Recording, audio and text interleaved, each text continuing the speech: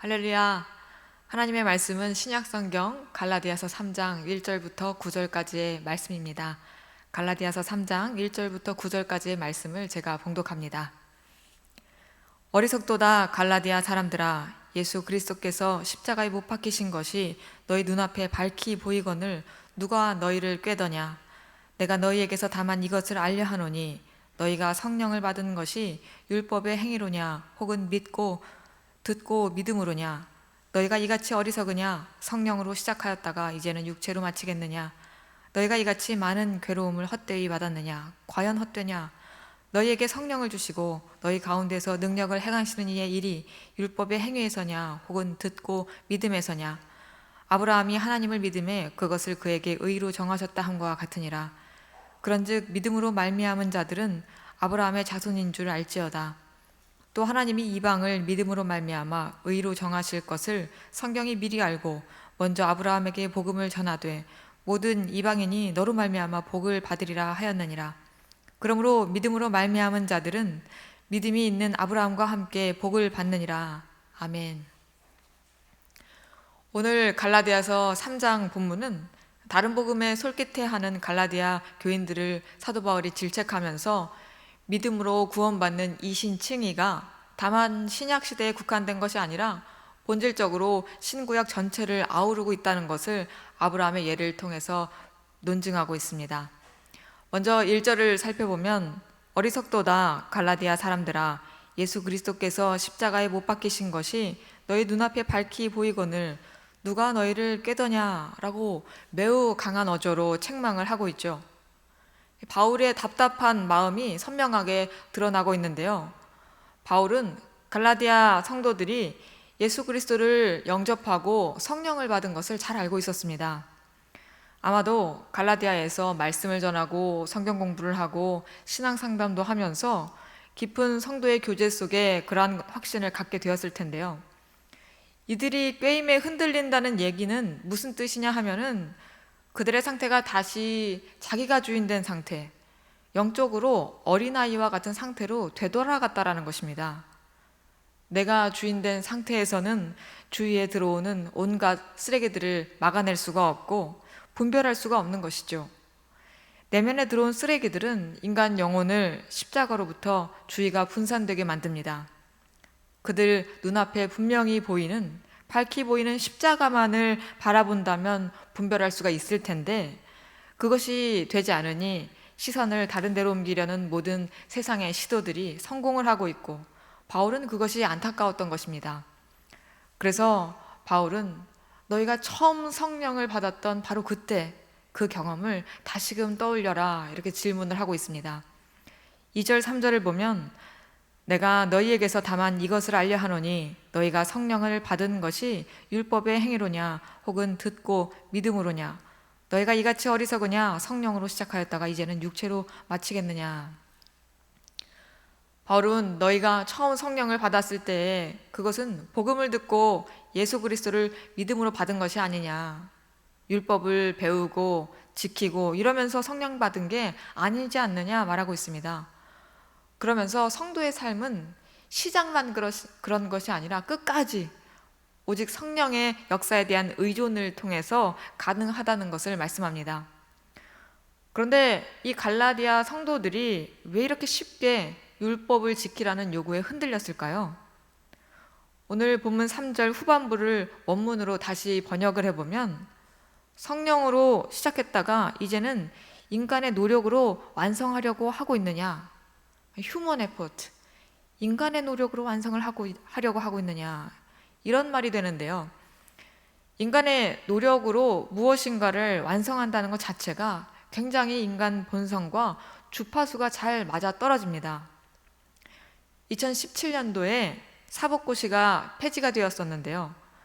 사법고시 폐지에 반대하는 사람들이 꽤 많이 있었습니다. 여러 가지 이유가 있었겠지만은 그 중에 한 가지는 이 사법고시라는 게 자력으로 노력을 해서 신분 상승을 할 수 있는 사다리인데 소위 이 사회가 인정하는 개천에서 용나할 수 있는 그런 길인데 그걸 없애버리면 어떻게 하냐는 것이죠. 이렇게 사람들은 성공 신화를 좋아하고 자기 노력으로 높은 데로 올라가려는 열망을 가지고 있습니다. 그런데 복음은 참 이상하죠. 아무것도 안 하고 믿기만 하면 된다니까 처음에는 정말로 감격해서 믿었는데 신앙생활을 하다 보니까 체질에 잘 맞지가 않습니다. 그러니 시간이 흐르면 흐를수록 이상한 것이죠. 정말 아무것도 안 해도 될까? 다른 종교인들은 소위 말해서 치성을 참 많이 드리는데 뭐라도 해야 되는 것이 아닌가, 이런 불안한 마음이 들었던 것입니다. 그러던 차에 어떤 사람들이 와서 말하기를, 여러분 예수 믿고 구원받는 거 참 좋습니다. 그런데 그것만 가지고는 안 됩니다. 이제 믿었으니까 구약 성경에서 명령하신 중요한 것들은 꼭 지켜야 됩니다. 이런 말을 합니다. 그러니까 역시 뭔가 있었던 거였어. 그럼 그렇지. 이런 생각이 들었던 것입니다.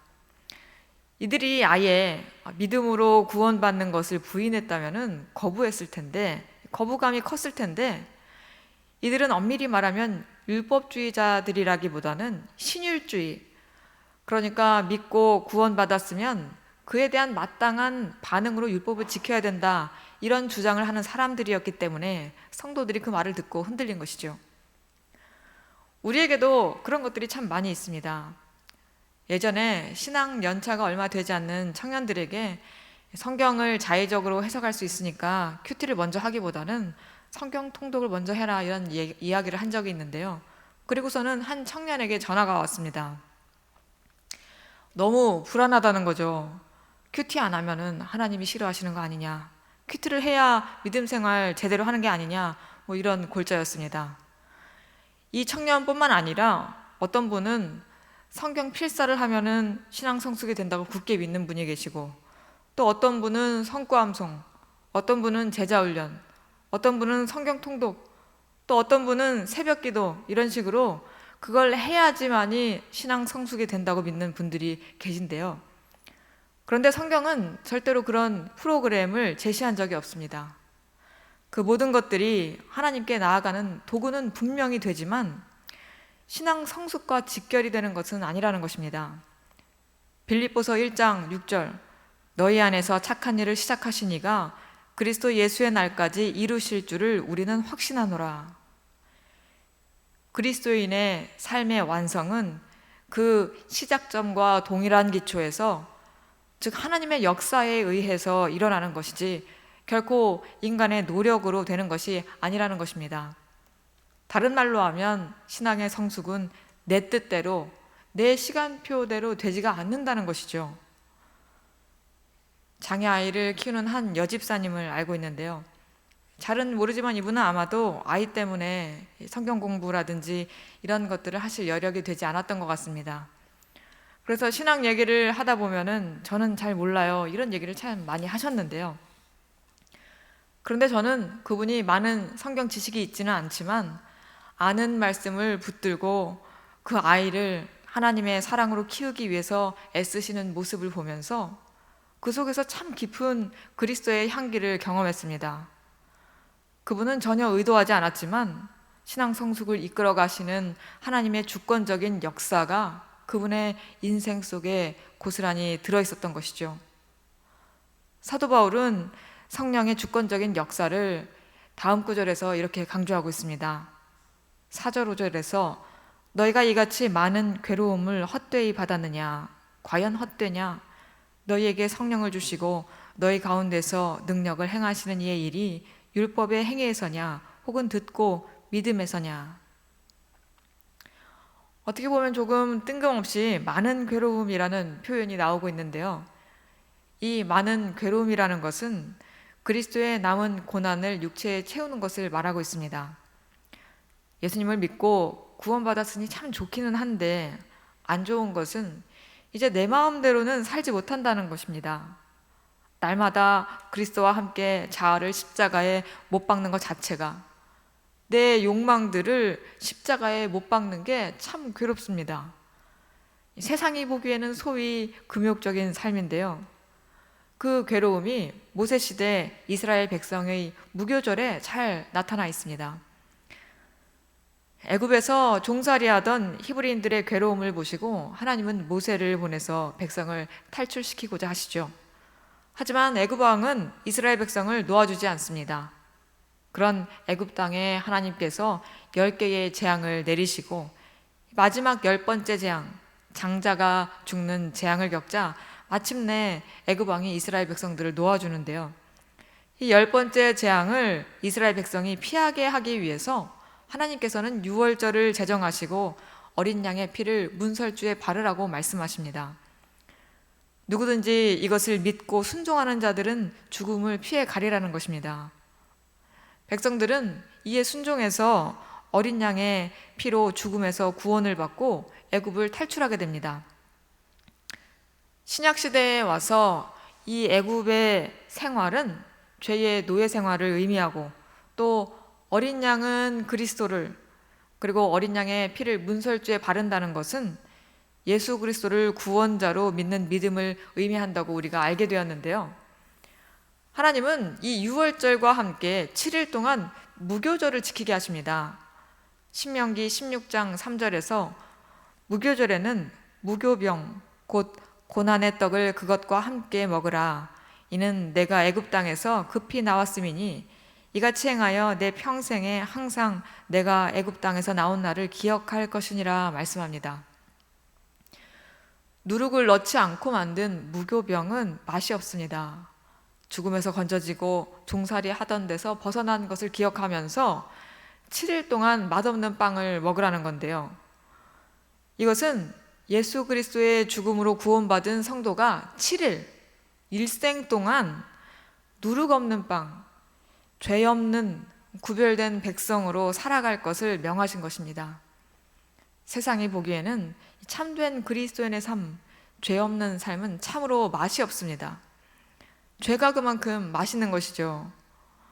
이 세상 향락, 즐거움 그런 것들 없이 참 인생 건조하게 참 피곤하게 산다. 세상 사람들 입장에서는 그리스도인의 삶이 이렇게 보일 수도 있는데요. 성도 역시 예수 그리스도를 얻은 구원이 이 세상 어떤 것보다 크다고 생각되지가 않는다면, 그 큰 구원을 받은 기쁨이 없다면 참 그리스도인으로 살아간다는 게 괴롭습니다. 그래서 바울은 4절에서 그 그리스도인의 날마다 내가 죽고 그리스도로 사는 치열한 삶을 너희가 이같이 많은 괴로움을 헛되이 받았느냐, 과연 헛되냐 라고 말하고 있는 것입니다. 그 삶은 육신의 능력으로 되지가 않습니다. 5절 성령을 주시고 너희 가운데서 능력을 행하시는 이의 일, 이 일이 바로 하나님께서 성도를 성도답게 하시는 일입니다. 이 땅에서의 삶은 무교절의 삶과 같은 그런 삶이지만, 그러나 예수 그리스도를 소유하며 그 사랑을 누리고 그 임재의 기쁨을 누리는 삶입니다. 날마다 우리와 동행하시는 그 주님과의 그 사귐의 기적을 일으키시는 분이 성령 하나님이신 것입니다. 그래서 성도의 입술에서는 찬양이 끊어지지 않을 수가 있는 것이죠. 찬송가 95장에 보면은 이런 가사가 있습니다. 나의 사모하는 예수님, 음성조차도 반갑고 나의 생명과 나의 참 소망은 오직 주 예수뿐일세. 성령으로 인해서 주님 한 분이면 충분하다는 그 벅찬 고백이 성도의 입술에서 터져 나올 때 우리는 누룩 없는 떡을 먹는 이 땅의 삶에서도 천국을 경험하게 되는 것입니다. 마지막으로 6절과 9절까지는 이 신칭이의 삶이 결코 구약과 무관하지 않다라는 것을 아브라함의 예를 들어서 설명하고 있습니다. 6절 7절을 보면 아브라함이 하나님을 믿음에 그것을 그에게 의로 정하셨다 함과 같으니라. 그런즉 믿음으로 말미암은 자들은 아브라함의 자손인 줄 알지어다. 이 6절은 창세기 15장 6절에서 아브라함이 자녀가 없는 가운데에 상속자를 약속하시는 그 하나님의 말씀을 믿자 여호와께서 이를 그의 의로 여기셨다라고 말씀하신 것을 인용하고 있는 부분인데요. 그런데 하나님은 아들을 약속하시고도 정말 오랜 세월 동안 자녀를 주지 않으시죠. 그 오랜 세월 자녀를 주시지 않는 그 상황 속에서 성경에 기록되어 있지 않은 하나님과 아브라함 사이의 대화가 어땠을까 한번 상상을 해봅니다. 실현되지 않은 약속의 땅, 약속의 자녀, 이것을 붙들고 기도하고 구하는 가운데에 아브라함이 깨닫게 된 것을 히브리서에서는 이렇게 표현하고 있습니다. 그들이 이제는 더 나은 본향을 사모하니 곧 하늘에 있는 것이라. 이러므로 하나님이 그들의 하나님이라 일컬음 받으심을 부끄러워하지 아니하시고 그들을 위하여 한 성을 예비하셨느니라. 아브라함은 오랜 세월의 씨름을 통해서 이 하나님의 약속이라는 것이 이 땅의 모형일 뿐이구나. 궁극적인 이 하나님의 약속은 하늘에 있는 것들에 대한 약속이구나. 이것을 깨닫게 된 것입니다.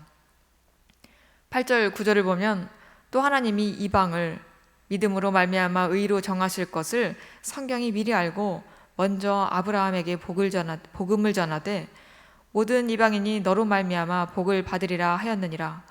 그러므로 믿음으로 말미암은 자는 믿음이 있는 아브라함과 함께 복을 받느니라. 그래서 훗날 이 예수 그리스도와 영원한 하나님의 나라로 계시될 약속의 총체, 약속의 씨와 약속의 땅, 이것에 대해서 8절에서 아브라함에게 복음을 전했다라고 표현하고 있는 것이죠. 그 하나님과 하나님의 약속을 믿는 믿음이 하나님과 언약 백성 사이의 기초가 되었고 또 구약시대에서부터 지금까지 변함없는 하나님의 구속의 역사라는 것을 바울은 말하고 있는 것입니다. 사랑하는 성도 여러분, 우리는 그 아브라함의 영적 자손으로 예수 그리스도를 믿음으로 의롭다 함을 받은 하나님의 사람들입니다. 하나님께서는 오늘도 우리에게 영원한 하늘의 것들을 보여주고 계십니다. 그것들을 멀리서 보고 환영하며 또 땅에서는 외국인과 나그네임을 증언한 믿음의 선진들처럼 행인과 나그네로, 그러나 하늘의 시민권자로 살아가는 저와 여러분이 되기를 원합니다.